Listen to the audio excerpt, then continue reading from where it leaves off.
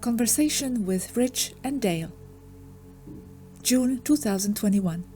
Originally in English. Part 2.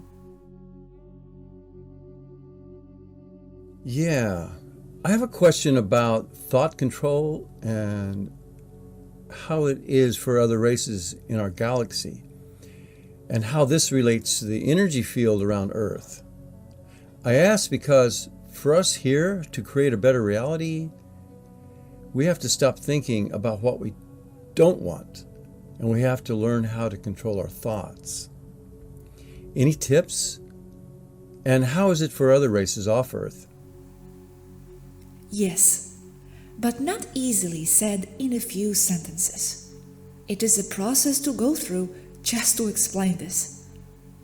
But as Yaski and I understand this, the energy cocoon surrounding Earth, in theory, should not be of any consequence. I mean, mentally, people should be able to override it. As Yaski and I have experienced, we can describe it as seeing the Earth and you all in it like under a thick fog that does not let you see anything clearly and does not let us contact you or sense you directly as we could if it did not exist. Or like wanting to see the fish diving into a murky water lake. This helps, thank you. May I interrupt this line of thought? Yes, Dale. Sister, I have a metaphysical and/or technical question to ask. I am content, as it were. I came here to serve humanity, and to serve the TAYGETANs and you. I wish only to be of further service. But I find myself very, very angry with the Federation. I can barely contain myself and the way the TAYGETANs have been treated, as well as the Swaroonians. This is an ongoing daily fight for me. Maybe you feel the same, Rich. We can go into the Federation subject if you like. Well, the Galactic Federation pisses me off a lot. I don't like the BS going around about them being represented one way while I see them as being something else. But I am processing the aggravation as fast as I can and going back to I create my own reality thing and doing what I can do to be responsible for it. It can be a reach sometimes, but I am literally working on how reality manifestation works and doing what I can, and the idea being that I get over my being pissed at any and all real or imagined Galactic Federation issues so that I can refocus on personal development. Shadow work, as it's been called. I've been doing this kind of work for years, but I'm always looking for more and better techniques, methods, and approaches. And thank you for asking, by the way, because this is a very important topic. I have so much more to understand about it all. Yes, Athena, what seems to be some of the most important things we should know about the Federation currently? And when addressing the subject, we could look at how we can deal with the Federation, or we could look at how to deal with ourselves regarding the Federation. Thank you, both of you. To start with this train of conversation, I sometimes feel that from the point of view of practicality, for the people of Earth from street level, it is as if they weren't even there, as they are doing absolutely nothing for the people in the practical way, or not. So I do not agree and will not accept what so many others that claim to have direct contact with Galactic Federation, ETs or not, are saying about the Galactic Federation, saying that it is helping humans so much because they love them so much, and that help is just around the corner. That to me has the distinctive stench of a 3-letter government agency set out to control and direct the perception of the larger public. I agree, sister. The rest are just blowing smoke, and it does anger me. I hear you. Yep. I stopped buying into the friendly Galactic Federation back in the 90s when they were saying stuff about the Ashtar Command and Sananda. Oh, good grief. Ashtar? The Federation will never intervene as humans need, expect, or want them to intervene. They did not intervene during any other important historical moment where people were being badly mistreated. Understatement. Where were they during the first bug hoax? Spanish flu, 1918-1920. During First World War, during Second one, during the Dark Ages with the Holy Inquisition, on and on and on. They won't do anything. Humans will have to solve their problems on their own. As I said, as if the Galactic Federation wasn't even there. Most of these events were probably their doing. Oh, yes, they were and are. Now, that is just beyond sad. My thoughts are that the three-letter agencies, so to speak, are working things and would like to scare everyone with a fake alien invasion, scare story, and then play both sides, with the Galactic Federation popping up in the narrative. I haven't given this one a lot of thought yet, but friendly Galactic Federation of Light? Nope, not buying it. Which brings up a related point. It seems to me the Galactic Federation violates its own non-interference directive whenever it pleases them, and always in favor of the regressives here on Earth. Yes, they do violate their own directives all the time. It is another case of do what I say, not what I do. They contradict themselves so much and are immersed in so much technicalities and plain impossible to understand excuses that make me think they are just plain regressive, as they are indeed the ultimate controllers of Earth, so it is on them. This is why we dare say that they are at least acting regressively with regards to Earth, and we've been attacked over and over for daring to say this. But it is the undeniable truth, because if the Galactic Federation wanted to help, all the problems of Earth would be over in weeks, if not days. Absolutely, Athena. I am so on board with this take on things. And I personally believe all this good Federation channeling and YouTube channel stuff is just business as usual for the regressives, whether they are here on Earth or off planet. And with that said, I came to the conclusion that no kind of discussion with them is ever going to make them see reason and change their minds and start helping us. And I mean specifically those individuals who are in a particular council or group who are the ones in control of said group. And to be clear, I'm not calling the whole group or the subgroup regressive necessarily. Yes, they are going that way. And as Gosha and I have discussed, it looks to be that the fake invasion can come in two ways. As positive ETs coming to help and imposing on the human population new rules that will be the exact ones the New World Order wants. Or as a regressive invasion, military style, hostile takeover. For now, we strongly think that when and if that comes to pass, it probably will go the path of the loving and caring, problem-solving Galactic Federation, imposing New World Order rules on the people. We do have things that indicate that they probably will take that path. For example, the insidious insistence of imposing on the public the concept of a benevolent and loving Galactic Federation, as they are out to destroy and censor anything that goes against the Galactic Federation. They are clearly setting things up in that direction, so they don't want people like us ranting against the Federation as it goes against their plans. If they censor something, it means that it is stepping on their toes. Wow. Thanks for your input on this. It helps. The benevolent government strategy.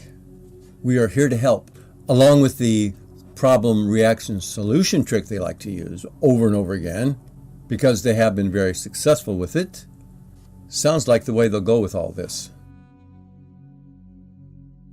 No one can argue that the Galactic Federation is about to save the humans, because about half the population on Earth has been papaya'd with a cocktail of substances. So it is too late to be asking them for help.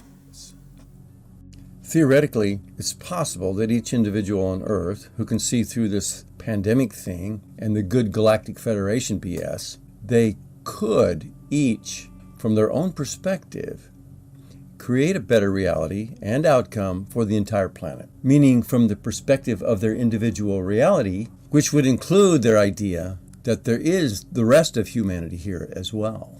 I'm getting kind of deep here and reaching for it, so to speak, but it's something I consider from time to time. Unfortunately, the perception of most woke people who can see through all this is that they are so powerless that they cannot even save or change the perception of their own families. If most people cannot even understand the absurdity of face masks, how can we expect them to understand more complicated subjects? Yes, I've had a few clients talking about this. How long do you think it'll take before the negative effects show up? Some say that it will start in 2 years from now. Others say that it has already started. From my personal point of view, it has already started, and it will get increasingly worse and worse as time goes by. And when people start going to another plane because of the delayed effects of the papayas, they will only use that to say there is another strain, and then they will impose more papayas. Okay, so it's not just the sterilization part, but the actual planned effect is to start people with the effects. And its effects are delayed to distance it from the jab with the symptoms of the jab, so as to blame it on something else, a new bug, because they bought the first BS story so easily? Is there something we can do here, Sister Athena, to help other than what we're doing with Gosia, Robert, and Rich? We can think of solutions. For now, I do not hold a direct answer. I also feel like I have my hands tied up. I don't hold any real power, political or otherwise. You empower us. We can work together. I wish I could do that more. And yes, we must work together. Sometimes the truth may have a disempowering effect. It can for a while, but ultimately, I think that we rise above. I know it slaps me down now and again. Gosia has helped me to deal with it when I was not able to be in contact with you or the family. What I'm doing and will continue doing is sharing info like I do about empowering self. Yes, so will I, to the limit of my ability. And what you are doing, Athena, is so greatly appreciated by me and all those who understand what's going on. You're helping us. You and Swaruu 9 and Yaski, you're doing a great job. You've certainly helped me wake up more and see through the fog better. And I think most of all, you're helping me see past this earthly experience and create a better tomorrow today, so to speak. Thank you. There is simply so much more going on. Indeed. We have been several hours. Are you tiring, sister? We do not wish to invite frequency dissonance for you. Yes, I am slowing down, but eager to continue as you wish. Just to start with, people, The concept of human, not with that name of course, is not unique to Earth. And it is one of the most common and diversified body models so many races use all over the galaxy, if not universe. So there are people everywhere, just not from Earth. I have a question about FDS. Is it something that happens because of the topics we necessarily have to discuss? Or is it just being connected to the human experience and our psychic energy, so to speak? Because I was thinking maybe we could change the subject and talk about something much lighter. I could ask, what do you do for entertainment? If you have time for that, and you're so inclined, there are so many things I would like to ask you. Please feel free to. I personally exercise a lot, running, walking in nature or wherever I can. I read a lot and I meditate a lot. I read and research a lot using my own computer systems, as these are tiresome to use. And I read books, paper. I also may use full immersion entertainment to relax, to experience a beach, for example, while far from a real one. And I am also functioning as a surrogate mother for Yaski, who lives with me now, and I am responsible for her as her guardian. The entertainment sounds very wholesome and healthy. Well, you're from another timeline than Yaski. At first I thought you were her grandmother, but when did you split off into this 3D timeline? I followed pretty well when Swaruu split off into two, but without any of the details. I say when, but that's a tricky question for a time traveler. Sorry. Let me ask instead, why? And by the way, you're kind of living the life I would love to live. I say that without knowing a lot of the details. I mean, I admire it and you in all your versions and your dedication to helping and guiding. I'm sure it's quite an adventure and very unusual. I was following Swaruu 11 and her little daughter when 11 was killed. Then I could see from my ship that little Yaski ran into her mother's ship and sloppily time jumped looking for another surrogate mother, so she says. As she jumped with her ship in an inexperienced, sloppy way, mine could detect the frequency of the toroid that it used to jump, and I could follow it here, emulating it with mine. Then I kept mostly out of the way, as Yaski was living with Swaruu and with the TAYGETANs. Until now, when Yaski needed me, so I stepped in to back her up. I am not her grandmother. That would be another older me, time jump mess. I am a younger version of Yaski's grandmother, more into exploring. Very interesting. I love you sharing your story. This is fascinating and engaging. Thank you so much. Although it may sound interesting and even compelling, my life has been extremely complicated. But by far, the most complicated person any one of us can come across would be Yaski. I try to simplify things, as I remember Swaruu 9 was always in distress because of having too much on her plate. Another problem is that we tend to remember nearly everything. It means literally thousands of years in your head, and that creates a lot of problems. You forget for a reason, to be able to be someone different in your next life. If you don't forget, you can become a little psychotic. And there is a lot of pain and bad memories rattling inside my head. Things I wish I could forget. Yes, that makes a lot of sense. Forgetting for a reason. But hearing it from someone who hasn't forgotten carries more weight. It sinks in better. I, or Svarus in general, do forget, but not as much as other people. And it is heavy for us. I understand, at least a little. Thank you. For example, I have a very long list of people I cared for, and even with who I have interacted in a personal way. Families of people who have helped me.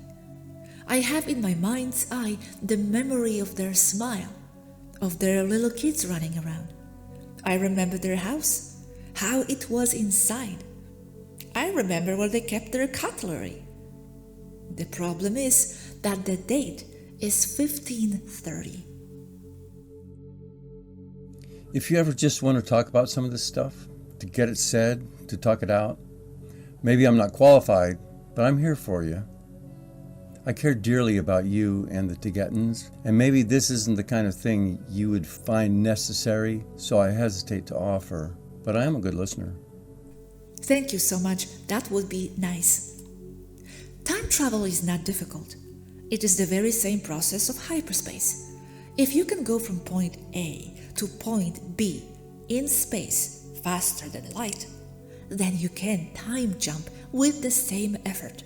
There's nothing to it. It's punching numbers into a flight computer. The real problem with time travel and jumping are the countless ethical problems that arise all the time.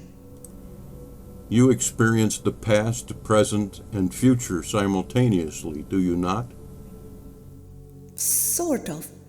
Time is semi-linear for me, in the way that it is linear as it is now talking to you, progression as we talk along, but it's not linear other times if, for example, I decide for whatever reason to end my day in 1920. Then I went back. Yes, understood. It is your focus for the moment. Thank you. Welcome. Do you simply shift consciousness into 1920 and manifest or tune into that time and sort of live it until you decide to shift somewhere else? Or this is without the ship? Or is it with the ship? Referring to the 1920 mentioned above. I would do that with the ship.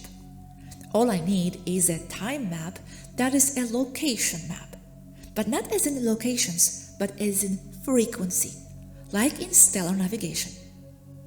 Imagine a terrain, but instead of places, there are only value numbers. And on top of that map, you can add countless others as a stack, one above the other, of slightly different variables or variants of the same place. The place in the stack of variables is the time factor of that same place, and it is also represented with a set of numerical values. Those numerical values represent the harmonics of a frequency, value of gravity and mass of any place. That is an energetic map representation of a realm or a place. That would be a location, but fixed in time, not moving, just is. But if you place one onto the other, more and more maps, slightly different one from another with a logical progression, you now would have not only the value of where, but also of when. Awesome. Understood, sister. Same as with our ship jumps and the navigation. Thank you very much. Makes sense, yep. I feel I shouldn't ask this next question. It has to do with seeing Earth futures, plural. Have you seen a version of Earth, let's say 2040, and it has a good outcome, for example? And we could get there from here, so to speak? Is that still possible? And I understand that futures are relative to where one is considering now to be. And is this your now? Or is 2021 a past for you? Like 1540 is a past. I know, deep, hard to answer questions, but yeah, sorry. I ask because I can imagine you have other timelines that you could be focusing on, but you are here, and Yaski too. It is very much appreciated, by the way. And I suppose you can be in those others now as well, the good ones and the bad ones. those doing fine, and those needing help or guidance. As there are no densities as such, from our point of view, there aren't any timelines or alternate universes either. See time and space as many parallel lines. Imagine them in your mind's eye. They are moving in one direction for now. Each one represents a different timeline, different events in the same date. They all converge on the observer, you, as with a black hole. So all the lines bend and meet at that point, the now. And the now is you, your consciousness and awareness. So all the versions of all your past lives, timelines and events, alternate or not, including all those innumerable events that did not happen in your perceivable past but did occur in another timeline, converge into that singularity that is the now. That is you. So the now, you are made of all what you call your past, be it that you lived that past or not. It's the same. It is still making up who you are. But then, what you perceive as the future is again all those lines coming out of you, coming out of that singularity point and moving forwards. Each one is a possibility, a potential. They all are as real as the next one. And it is your thoughts, your frequency, what will determine which one you will experience consciously. But of all those potential lines, some are more probable than others based on the past choices you made before, you or a collective timeline. So it is possible to predict with some certainty what will occur next. But if that base point or history is confusing and chaotic, it will be harder to predict. And the Earth now is extremely chaotic as it is today. Another problem is that the further ahead you may want to predict, the more variables come out and come into play. So the further ahead, the more difficult to predict, always. It is easy to predict where we will all be in 3 minutes from now. Chances are that we will still be sitting here, so I can predict some future outcomes for Earth, but they will not be set in stone. This is the problem with psychics and people who can see the future. They can only see what is based on their personal frequency. So it will be their future, but not the future as in set in stone. Good stuff. Kind of like we are the original black holes. I appreciate this explanation. Each point of consciousness is by definition a singularity in a field of gravity. Wow. So there is a timeline in which the Galactic Federation is good and all Earth is on the right track? Now, if we could just find that timeline. I get that we can focus in and experience an unlimited number of futures. If we consider this 2021 to be now, I can focus in on one, and that's my experience. And another being can focus into another outcome that I could consider negative or undesirable, and that would be their experience. Like we have, by agreement, selected what we consider a past event, and through agreement on what we believe is possible or predictable, we select potential outcomes that will manifest as the new now as we go tripping along through an illusionary time stream. Kind of like that? Yes, and there are as many pasts making up the now as potential futures ahead. Yes, like there are many potential futures, there are as many potential pasts. Yes? Yes, countless. but it gets worse. Gulp. Uh-oh. That is only looking behind and ahead. Still thinking of linear time, past and future. There's parallels above and below? And we will attract the one that matches our frequency. By virtue of what they are agreeing with and believing, etc.? Yes, all by perception and agreements of what is possible and what is not, and why. Well, yeah. In fact, whatever is happening, it is unfolding around the individual moment by moment. Gets weird when you come up with the 3D time, as in D4-dimensional. That is time moving in every conceivable direction. Most people can only perceive time as in moving one way on one line, past, future. Time in general looks more like this. Oh my God. Run! Boing. Oh my God. But yeah, I get you. I mean, not before you showed us this image, but as soon as you did, click. Sister, we are fast approaching 4 hours, and I'm worrying about taxing you too much. Okay, I do need to stop at the hour. Very well. Good place for me as well. Do these long chats affect you very much? They do. I usually sleep them off after, but I love them. So sorry, but we do thank you. Well, thank you so much for spending this much time with us. I certainly enjoyed it immensely. You really are a kind and loving being, and taking the time to chat with me is my honor. Really. Thank you, Rich. I enjoyed it a lot as well.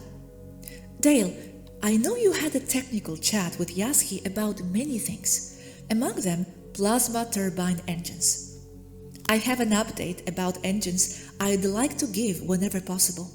State-of-the-art solid-state counter-rotating turbines. No moving parts. Same effect as a turbine in older ships, but better, more reliable.